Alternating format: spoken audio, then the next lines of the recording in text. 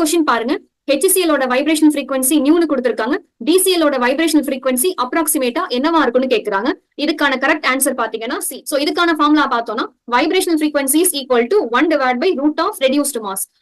mass is equal to m1 into m2 divided by m1 plus m2 for HCl m1 ஓட value 1 and m2 35.5 m1 1 plus 35.5 so क्वेश्चनல என்ன கொடுத்திருக்காங்க HCl ஓட vibration frequency is equal to nu னு கொடுத்திருக்காங்க so இந்த மொத்த term nu க்கு ஈக்குவல் பண்ணியாச்சு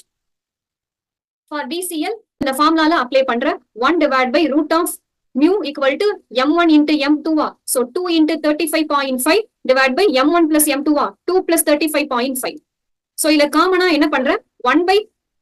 root 2 வெளிய எடுத்துற so remaining என்ன இருக்கும் 1 divided by 35.5 1 plus 35.5 so இந்த டேர்ம் எதுக்கு ஈக்குவலா இருக்கும் which is equal to nu னு கொடுத்திருக்காங்க so 1 divided by root 2 is equal to nu